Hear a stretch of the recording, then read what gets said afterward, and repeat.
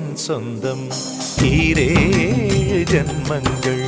உன் வார்த்தை இது போதும் வேண்டாமே சொர்க்கங்கள்.